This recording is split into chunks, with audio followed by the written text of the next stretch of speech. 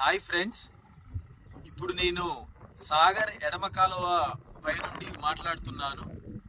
సాగర్ కాలువ నిండా నీళ్లు పోతున్నాయి.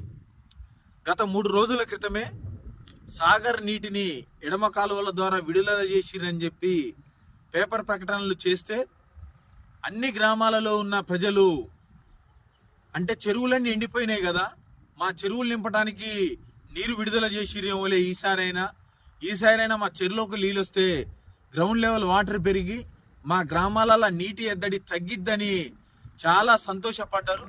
కానీ తీరా ఇయాల్టికి 3 రోజులైతున్నా కూడా ఈ చుట్టుపక్కల ఉన్న ఏ గ్రామాల చెరువులకు కూడా చుక్క వాటర్ కూడా రాలేదు. ఎందుకు రాలేదయ్యా అని వాళ్ళందరూ తెలుసుకుంటే ఈ నీళ్లు ఈ కాలం వెంబడి పోయే చుట్టుపక్కల చెరువులు నింపడానికి కాదు, వీటిని చక్కగా ఖమ్మానికి తీసుకుపోతుర్రు ఖమ్మంలో ఉన్న నాయకులు అని చెప్పి అందరు చెప్పడం జరిగింది.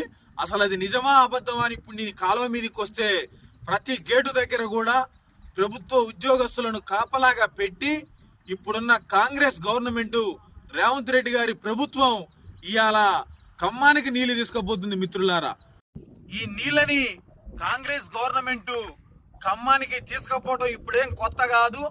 మొన్న గత 4 నెలల క్రితం అంటే ఏప్రిల్ 3వ తారీఖునే నేను ఒక వీడియో చేయడం జరిగింది. అప్పుడు కూడా మొత్తం నీళ్ళని ఖమ్మానికి తరలించారు, ఇక్కడ పంటలను ఎండబెట్టి.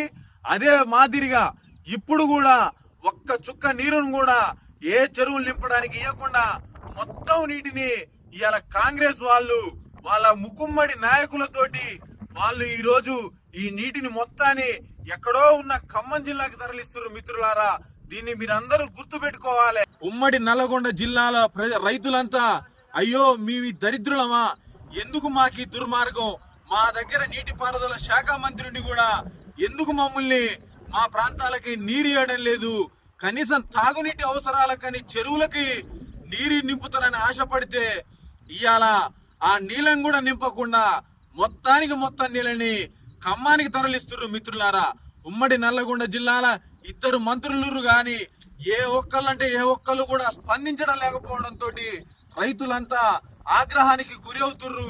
కాంగ్రెస్ పార్టీని ఎందుకు మేము తెచ్చుకుందని రైతులు తిరగబడే పరిస్థితికి ఇలా కాంగ్రెస్ గవర్నమెంట్ మీద వచ్చింది. దీన్ని తీవ్రంగా రైతులు ఖండిస్తున్నారు.